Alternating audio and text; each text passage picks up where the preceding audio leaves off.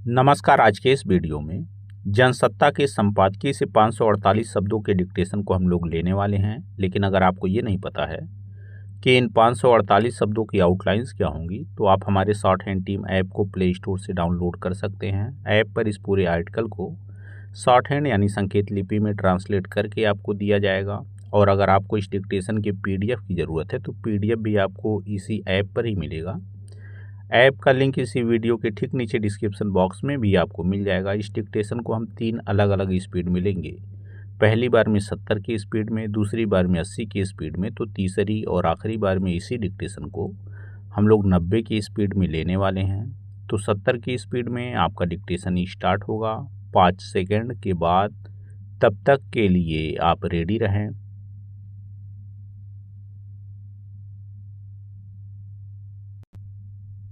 Start.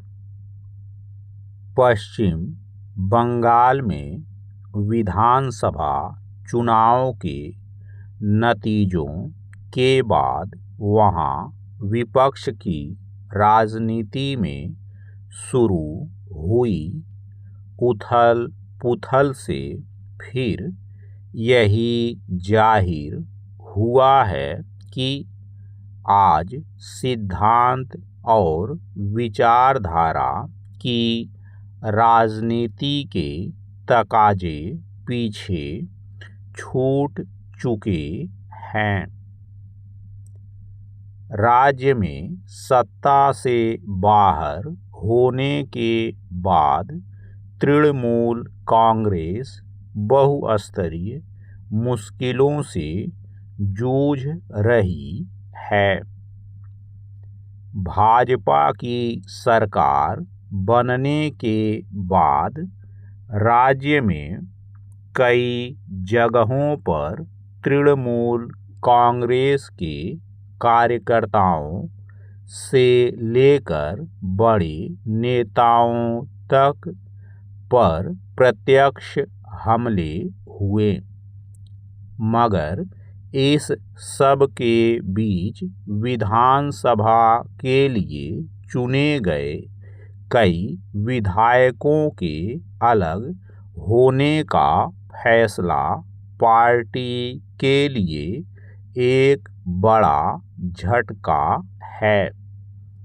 दरअसल तृणमूल कांग्रेस के 80 में से 58 विधायकों ने अपना अलग गुट बना लिया और उसे विधानसभा में तुरंत मान्यता भी दे दी गई।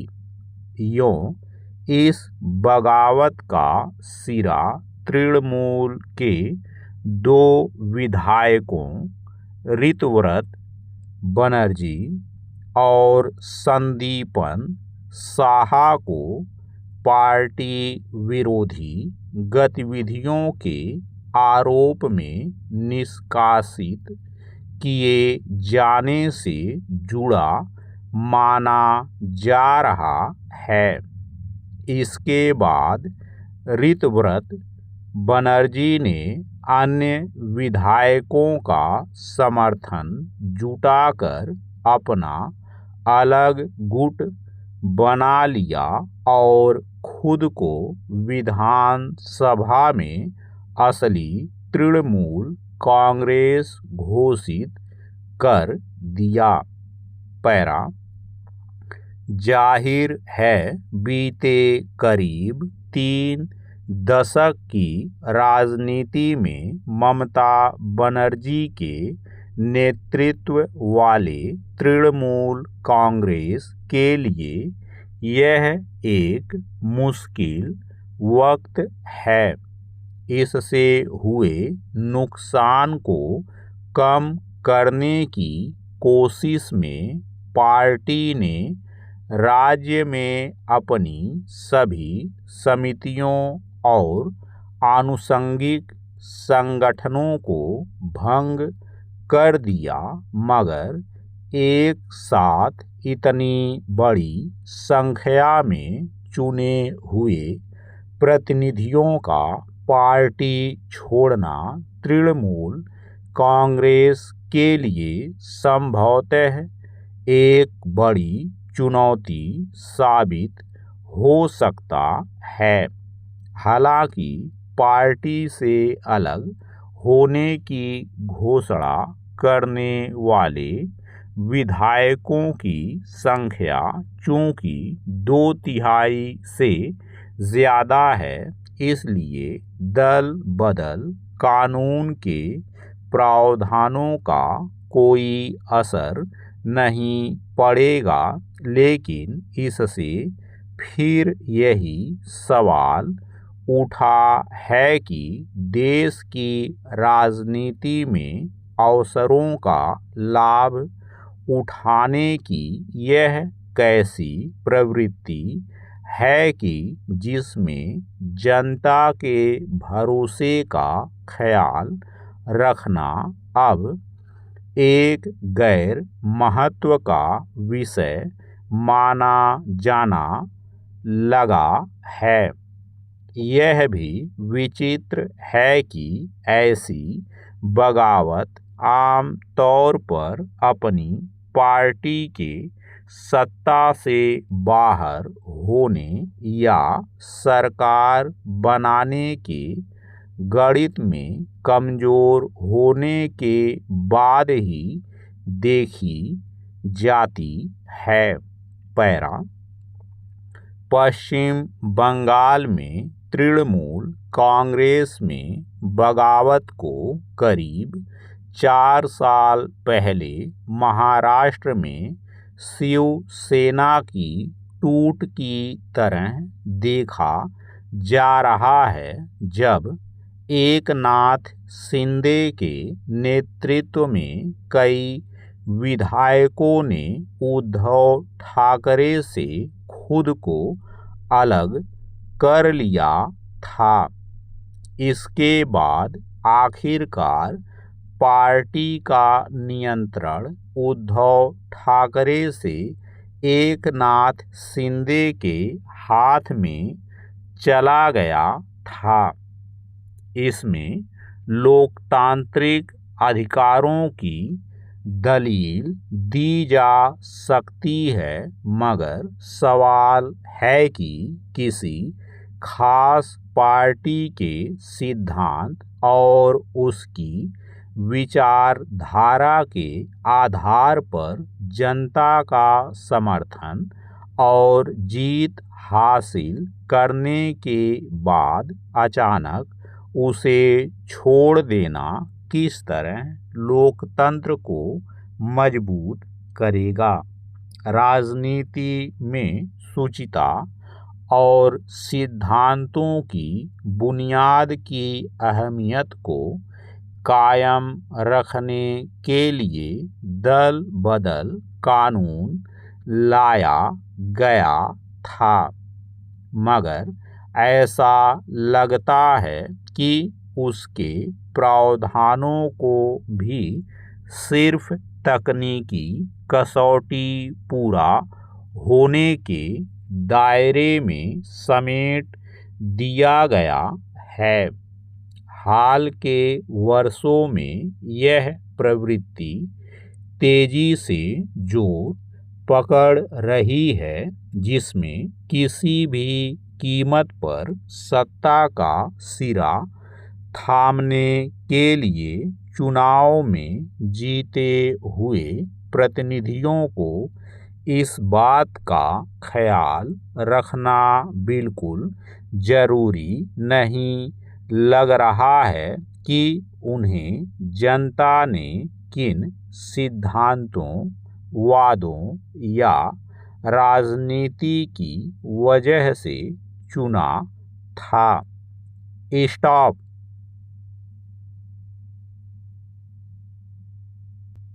दोस्तों, इसी डिक्टेशन को दूसरी बार में हम लोग 80 की स्पीड में लेंगे और आपका समय स्टार्ट होगा 5 सेकंड के बाद। तब तक के लिए आप रेडी रहें।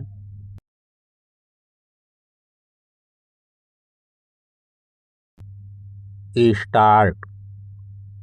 पश्चिम बंगाल में विधानसभा चुनाव के नतीजों के बाद वहां विपक्ष की राजनीति में शुरू हुई उथल पुथल से फिर यही जाहिर हुआ है कि आज सिद्धांत और विचारधारा की राजनीति के तकाजे पीछे छूट चुके हैं।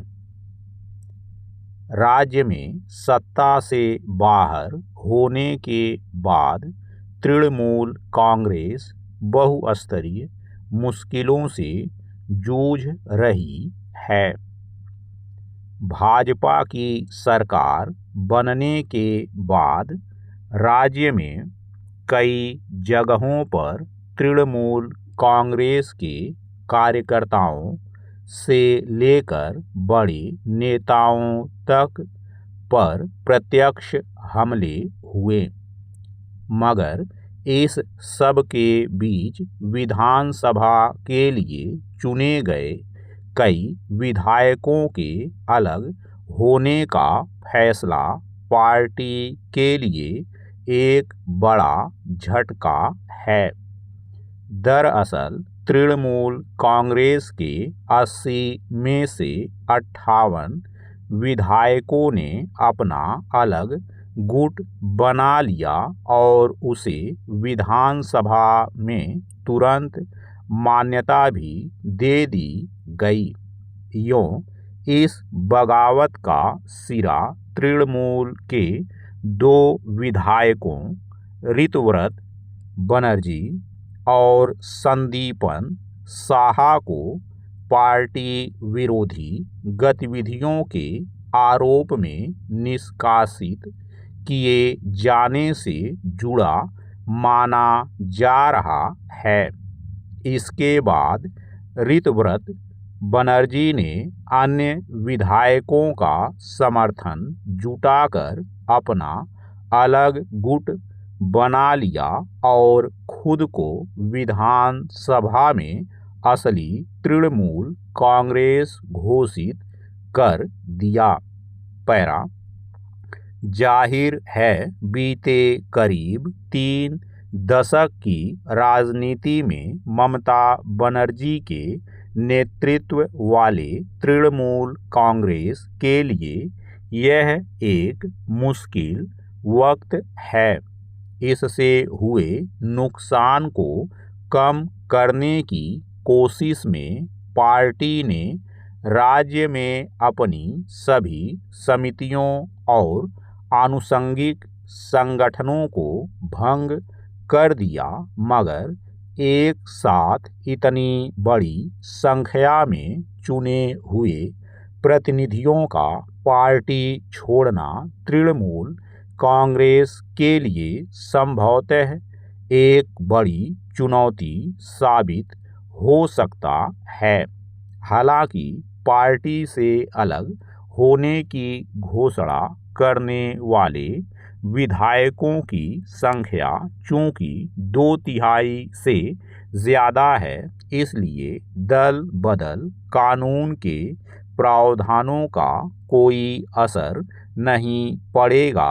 लेकिन इससे फिर यही सवाल उठा है कि देश की राजनीति में अवसरों का लाभ उठाने की यह कैसी प्रवृत्ति है कि जिसमें जनता के भरोसे का ख्याल रखना अब एक गैर महत्व का विषय माना जाना लगा है।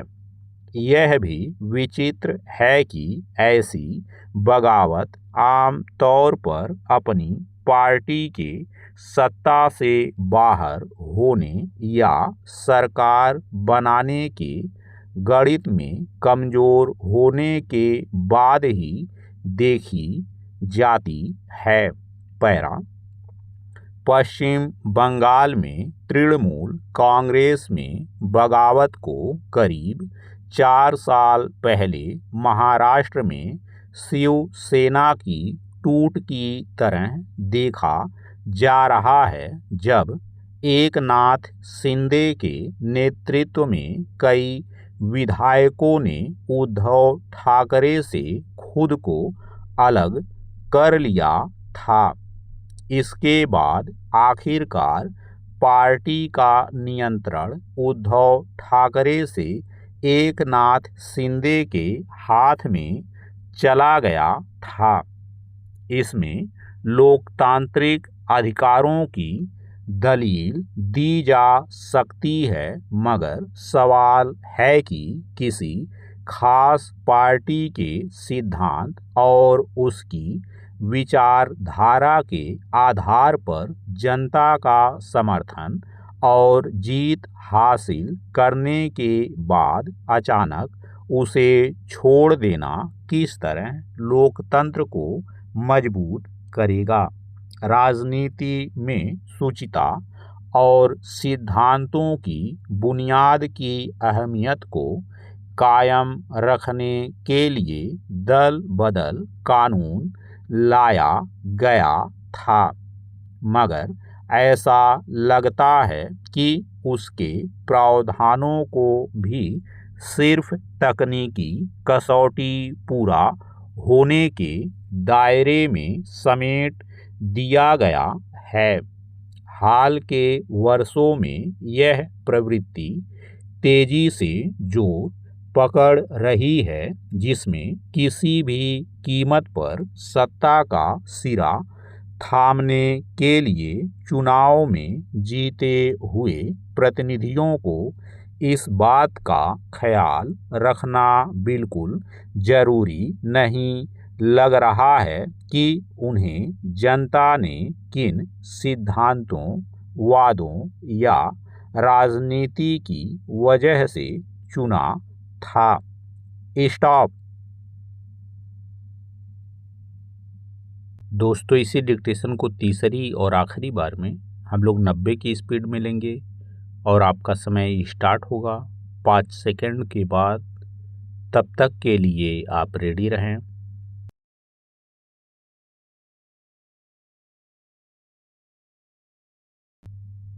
स्टार्ट। पश्चिम बंगाल में विधानसभा चुनाव के नतीजों के बाद वहां विपक्ष की राजनीति में शुरू हुई उथल पुथल से फिर यही जाहिर हुआ है कि आज सिद्धांत और विचारधारा की राजनीति के तकाजे पीछे छूट चुके हैं। राज्य में सत्ता से बाहर होने के बाद तृणमूल कांग्रेस बहुस्तरीय मुश्किलों से जूझ रही है। भाजपा की सरकार बनने के बाद राज्य में कई जगहों पर तृणमूल कांग्रेस के कार्यकर्ताओं से लेकर बड़े नेताओं तक पर प्रत्यक्ष हमले हुए, मगर इस सब के बीच विधानसभा के लिए चुने गए कई विधायकों के अलग होने का फैसला पार्टी के लिए एक बड़ा झटका है। दरअसल तृणमूल कांग्रेस के 80 में से 58 विधायकों ने अपना अलग गुट बना लिया और उसे विधानसभा में तुरंत मान्यता भी दे दी गई। यूं इस बगावत का सिरा तृणमूल के 2 विधायकों ऋतव्रत बनर्जी और संदीपन साहा को पार्टी विरोधी गतिविधियों के आरोप में निष्कासित किए जाने से जुड़ा माना जा रहा है। इसके बाद ऋतव्रत बनर्जी ने अन्य विधायकों का समर्थन जुटाकर अपना अलग गुट बना लिया और खुद को विधानसभा में असली तृणमूल कांग्रेस घोषित कर दिया। पैरा। जाहिर है बीते करीब 3 दशक की राजनीति में ममता बनर्जी के नेतृत्व वाले तृणमूल कांग्रेस के लिए यह एक मुश्किल वक्त है। इससे हुए नुकसान को कम करने की कोशिश में पार्टी ने राज्य में अपनी सभी समितियों और आनुषंगिक संगठनों को भंग कर दिया, मगर एक साथ इतनी बड़ी संख्या में चुने हुए प्रतिनिधियों का पार्टी छोड़ना तृणमूल कांग्रेस के लिए संभवतः एक बड़ी चुनौती साबित हो सकता है। हालांकि पार्टी से अलग होने की घोषणा करने वाले विधायकों की संख्या चूंकि 2/3 से ज़्यादा है, इसलिए दल बदल कानून के प्रावधानों का कोई असर नहीं पड़ेगा। लेकिन इससे फिर यही सवाल उठा है कि देश की राजनीति में अवसरों का लाभ उठाने की यह कैसी प्रवृत्ति है कि जिसमें जनता के भरोसे का ख्याल रखना अब एक गैर महत्व का विषय माना जाना लगा है। यह भी विचित्र है कि ऐसी बगावत आम तौर पर अपनी पार्टी के सत्ता से बाहर होने या सरकार बनाने के गणित में कमजोर होने के बाद ही देखी जाती है। पैरा पश्चिम बंगाल में तृणमूल कांग्रेस में बगावत को करीब 4 साल पहले महाराष्ट्र में शिवसेना की टूट की तरह देखा जा रहा है, जब एकनाथ शिंदे के नेतृत्व में कई विधायकों ने उद्धव ठाकरे से खुद को अलग कर लिया था। इसके बाद आखिरकार पार्टी का नियंत्रण उद्धव ठाकरे से एकनाथ शिंदे के हाथ में चला गया था। इसमें लोकतांत्रिक अधिकारों की दलील दी जा सकती है, मगर सवाल है कि किसी खास पार्टी के सिद्धांत और उसकी विचारधारा के आधार पर जनता का समर्थन और जीत हासिल करने के बाद अचानक उसे छोड़ देना किस तरह लोकतंत्र को मजबूत करेगा।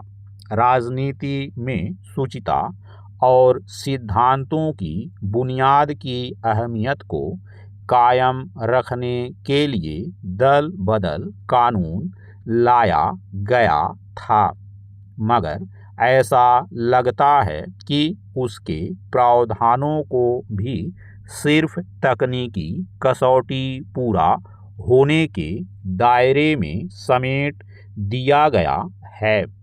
हाल के वर्षों में यह प्रवृत्ति तेजी से जोर पकड़ रही है, जिसमें किसी भी कीमत पर सत्ता का सिरा थामने के लिए चुनाव में जीते हुए प्रतिनिधियों को इस बात का ख्याल रखना बिल्कुल जरूरी नहीं लग रहा है कि उन्हें जनता ने किन सिद्धांतों, वादों या राजनीति की वजह से चुना था। स्टॉप।